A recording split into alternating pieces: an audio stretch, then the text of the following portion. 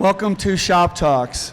If you're here to see Stan Banks, I'm sorry, but he can't be here right now. He might join us in a few. But we are still going to talk about the topic, which is going from basically your garage or basement to a full-blown shop or something like it. This is a project of the Ink Kitchen, which is an online resource that's free, inkkitchen.com. We also have all these talks on YouTube, our YouTube channel, Ink Kitchen. And the sponsors are up here, as you see, Los Angeles Apparel, Hirsch, Fairweather Johnson, AlphaBroder, Stalls, and Reese. They make it all free, so give some love to them. I'm Rick Roth from the Ink Kitchen, but I'm going to get the tables turned and be interviewed by Pam here from the Ink Kitchen. Hi, good morning. I'm Pam Ikegami. I'm also with the Ink Kitchen, and as Rick said, I'll be interviewing him about how to go, or about his experience going from a home-based business to a big shop, big dedicated shop. All right, so I actually started in, started in my basement, literally. My exposure unit was a pie plate and a 150 watt bulb, and I did like 45-minute exposures on screens I handmade with in my free time as a carpenter. And now I have a shop with 20 employees and 20 heads of embroidery and 3 autos and DTF and DTG machines, and we do mail order, etc. So I definitely made that transition from basement to ongoing shop. And it's not been easy. You know, it can be a traumatizing experience, so anybody that's done it, if any of you have done it, I'm sure you've had your moments that you wondered what the hell was wrong with you for trying it. All right, so Rick, like clearly you didn't go from your basement to a shop with autos and all of these things. So what were your first steps, like in starting up at all, and then what were your moves to grow? All right, so I didn't know there were shows like this. I didn't know anything. A friend had showed me how to print t-shirts, so I told you I used that exposure system. I actually printed shirts with no press, not with a simple press, with no press. I took a screen, put it on a box so that it wouldn't get messed up, put cardboard in the shirts, and printed thousands of shirts by eye. And water-based ink, hang them on a clothesline, put them in a regular dryer to set the ink better, and I literally printed thousands. I would go to a place like it was called Danny Dot Hosiery. It was a wholesaler like AlphaBroder in the old days, and they didn't even tell me there was printer's faults. So I bought like those packages of 3 undershirts, Hanes undershirts, and I had piles of cardboard that came out of them and plastic bags, and that's how I started. Like, I had no idea what I was doing, none. So how did you learn? Like, who told you about distributors and machines? So I met somebody from a youth program that had a little side business doing it, and eventually I went from the basement, and then in off hours I would use their equipment. I would pay them to use their setup, which was not sophisticated, but they had a real press and a dryer, etc. And then how did you get your own shop? All right, so I bought that shop and then immediately had to upgrade things.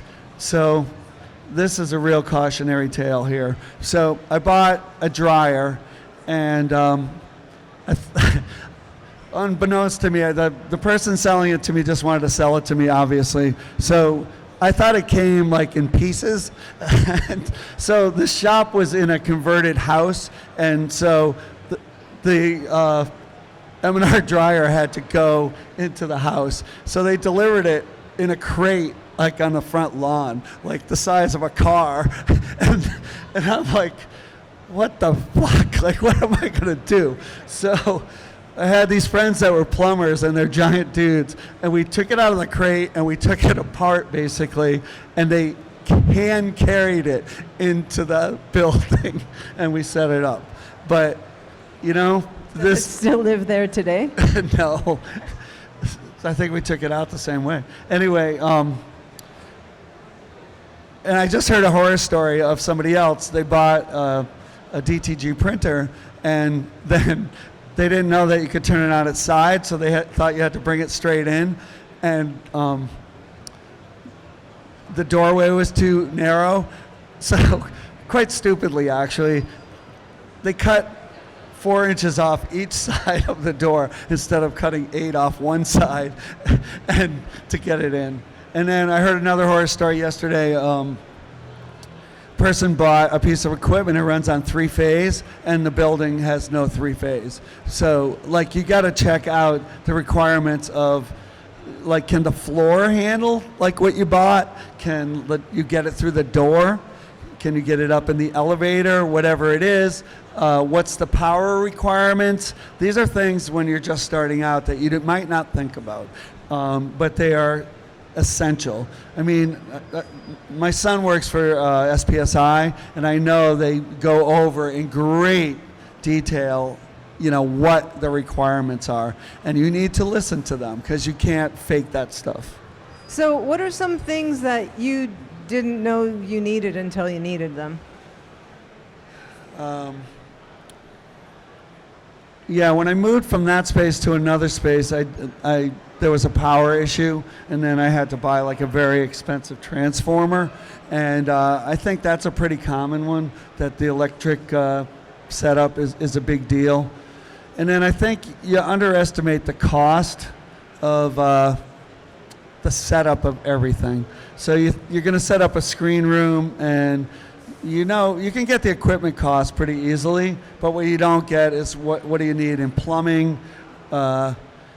Maybe you didn't think that you need a discharge water permit, and that once you go from your basement or garage to an actual space, that suddenly you appear on the radar, and there are regulations about what you can put down the drain, and you got to do all the paperwork for that. I've heard horror stories of people, expecting to launch their business and getting held up for months that way. So, you got to look before you leap. And then what about customers? Is it, if you build it, they will come?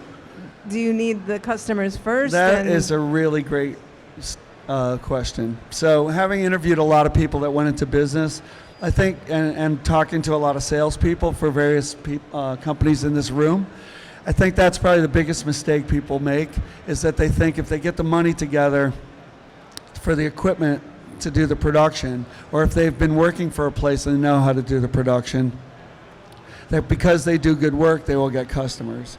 And I think probably it's the opposite. It's about sales. So I recommend a lot of people that want to start a manual shop start with a transfer business. Buy transfers, a lot of them look just like screen printing, and get customers before you do printing. And we kind of did that. When I made that transition from a manual press to auto, I subbed out all the work to another shop until I had a critical mass of people that would allow me to pay for my own auto.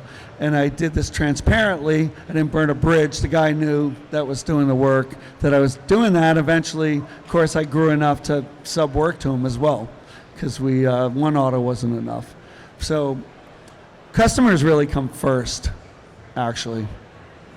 Okay, and so you started a little while ago, and basically... Yeah, when dinosaurs ruled the earth. I was looking for that. And it was screen printing, and you needed a press and a dryer and a screen room, but now there's so many other decorating options. So if you were starting today... If I start again, I recommend to people start with transfers. There's just a wide range of transfers. I would familiarize yourself with every legitimate transfer company's products. Howard and Stahl's and 613, FM Expressions. Those are all really good transfer companies. A lot of them are screen printed transfers. It's almost sometimes I refer to as an indirect print, because really it's printed on a carrier and then you apply it to a shirt, and if you do it right, it's going to last and it looks like screen printing, and your customers will not care. And then the other thing to do is to do a lot of interviewing, look around, and find a trusted person you can subcontract work to before you do your own. And as long as they're honest and been in business a while, they're not going to steal your customers, and you can be busy selling and get a customer base before you buy your own equipment. So how do you know when it's time to grow? I think that's kind of a Zen thing. I don't know. I'm sure there's somebody has. I'm sure many people have a spreadsheet to show you when that is, but I think that it's a complicated thing. You write a plan, a business plan, and you line up your allies, if you will. You need like trusted suppliers. You're going to need, you better talk it over with your family. People think a lot of times business is just about money. And, what is it going to do to your family? Where's your support going to be? It's always more work than you think it's going to be. And do you have the hours required to do it? And you add it all up in your head, and then you probably stupidly go forward. Sorry, that didn't sound encouraging.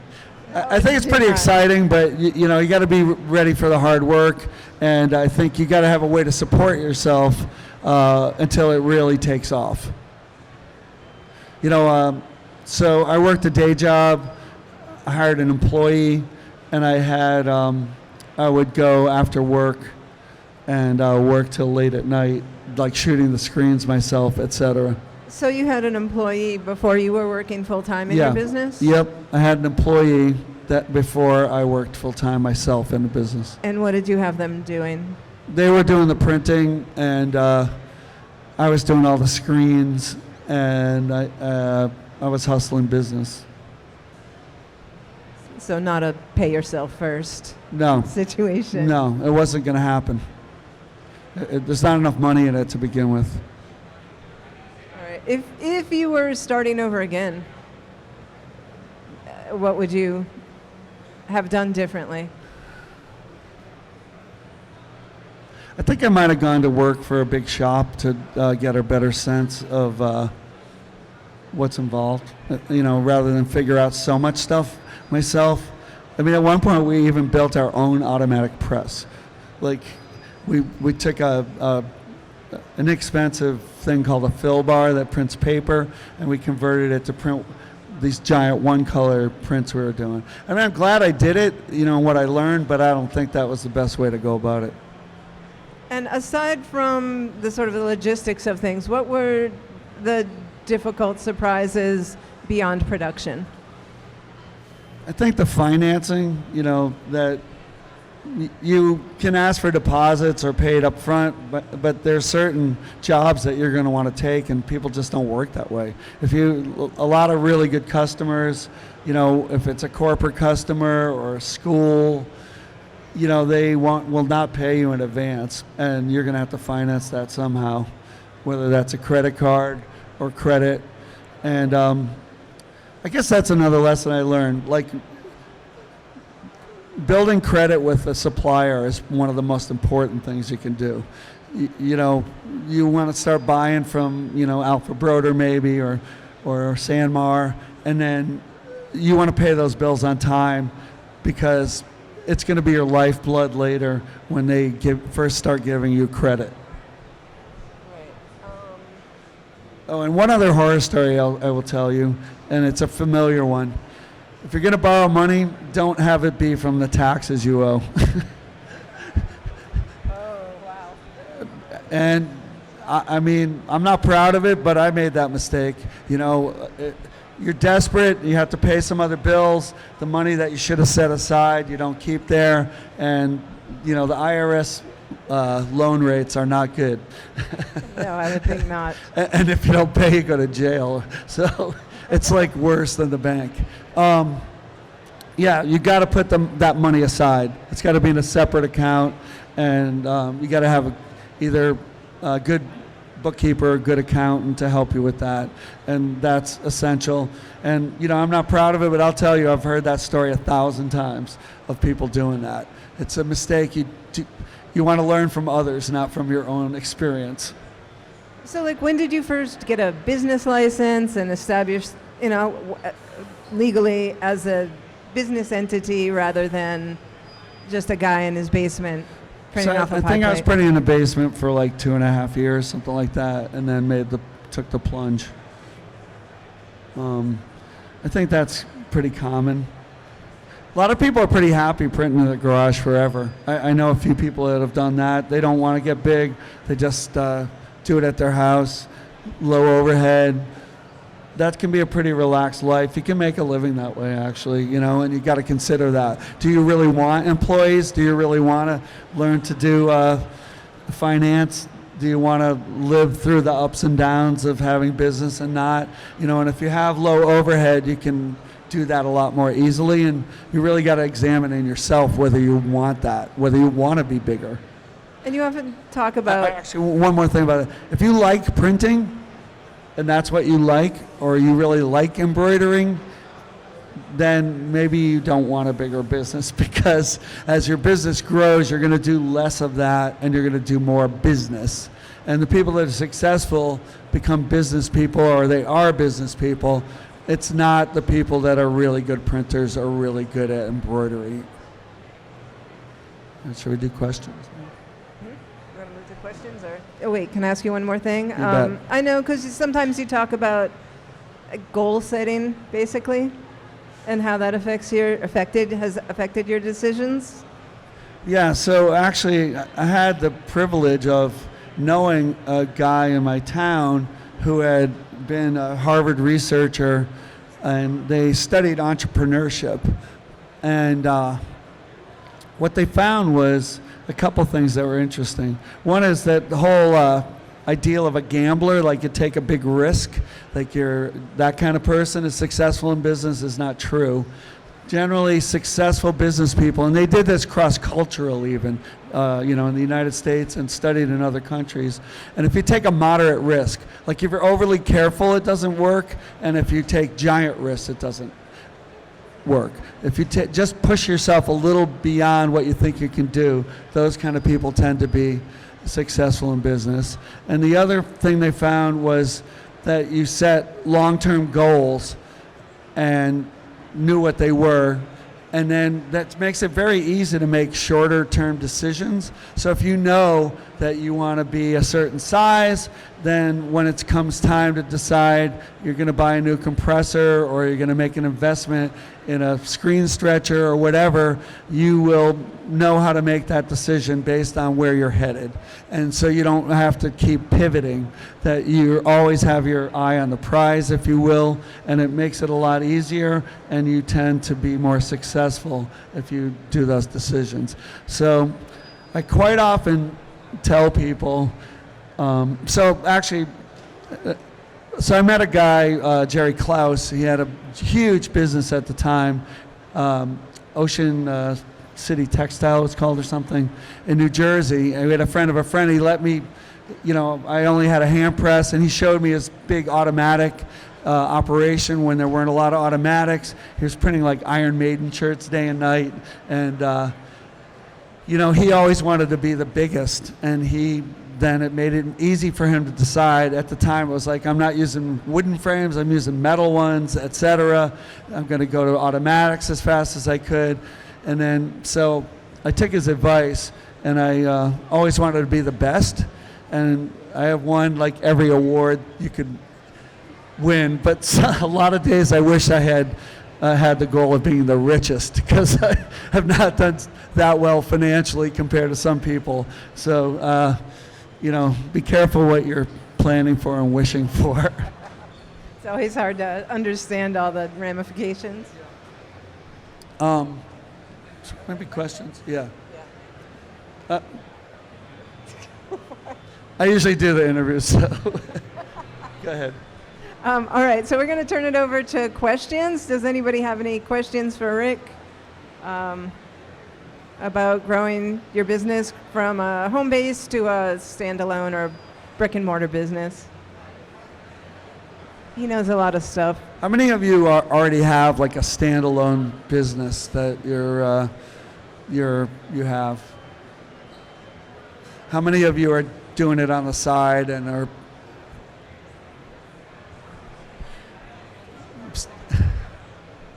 Hey. It's actually, He's got a mic. it's better for the Check. So one of the things I wanted to ask is you mentioned customers come first. So where exactly do you source those? Was it mostly word of mouth? Was it friends? Did you said you come from the dinosaur age, so I guess you didn't have computers, but We use stone tablets. Yeah. That is a good question. I think that every person that has a successful business will give you a different answer. But whatever it is, you better work hard at it. And don't be afraid of the old methods of like just knocking on doors. I think casting the widest net, like some person that you know might know someone that buys lots of shirts, and make sure everyone that, have all the materials to have enhanced word of mouth, I would say. So, make sure you got business cards, make sure your website looks good, which does not mean it needs to be complicated or expensive, but it needs to say what you do, so when someone's looking for you, they can find you and know what you do. And so websites are not expensive. Email is not expensive. Going door to door is your time. It has an expense in that, but it doesn't have cost this. And those are like methods I think people, you're not going to have a business based just on TikTok. You're not. Use social media as much as you can. It's always changing. Facebook was a good way, now it's a bad way. I would say a waste of time, a lot of ways where it was like a path to very inexpensively get customers. Have some kind of niche, that's people know what you stand for. Have some examples as soon as you can. Don't forget to do that. If you do a nice job, have one more piece that you keep to show people. Take photos. Instagram is good. I don't think people call you because of Instagram, but they check you out on Instagram. So you want to use that. Keep a good mailing list. Your best source of work is going to be your existing customers. Make sure they know everything that you can do. Make sure you stay in touch with them. If you're not going to print your own boxes, buy stickers that you put on the box so that when the buyer at the fraternity you sold to changes one year to another, oh yeah, it was that guy. Or, some of the old-fashioned stuff, like, also, don't look for glamorous customers. I had a very successful promotional company I used to print for, and he was like, don't go for the breweries, go for the insurance companies. And he was a really rich guy, kind of not going for the glamorous customers. And don't forget the old school stuff, like, the Rotary and like some of that stuff. If you go as a young person especially, like, they'll be all over you, and you can find a lot of work that way. Do a lot of networking, a lot of networking.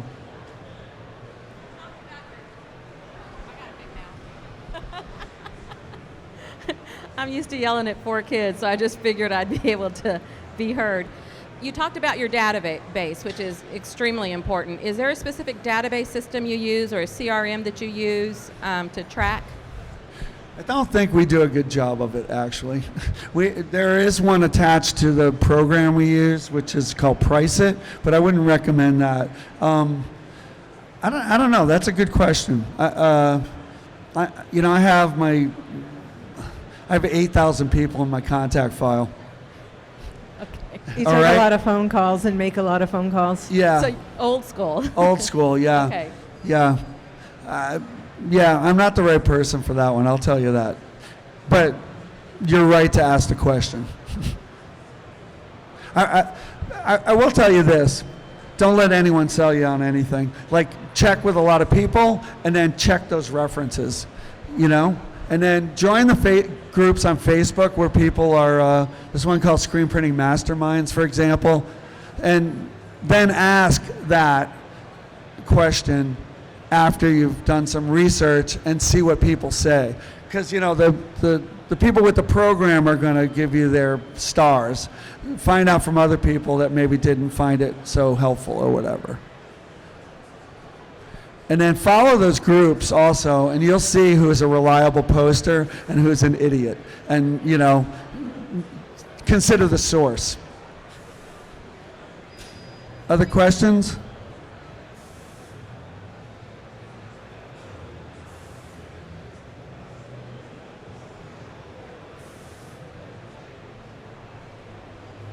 You all set? All right, you're gonna wrap it up? Yeah, all right. Well, I'm around if you want to ask more questions in private. I have a wealth of experience. I've been very fortunate in my life. Not only do I have that experience from going from my basement to a large shop, I've been in also some of the largest shops in the world, and I've also been in a lot of small shops, and I know a lot of people that either are working out of their home or are made that transition. So if you want to ask me questions, I'm here after this session, and I'm here all day. So, and then check out the In Kitchen. We actually have a lot of useful information. Basically, my way of paying back of people helping me is to provide this free information from reliable sources. Check out the shop talks. The other reason I have those is it's very confusing in here who you can trust and not. And I find that there are people that actually know what they're talking about, and I try to get them up here versus the people that like to just talk. So check out all of that. Give some love to our sponsors, AlphaBroder, Stalls, Reese, Los Angeles Apparel, Hirsch, and Fairweather Johnson. And thank you for coming.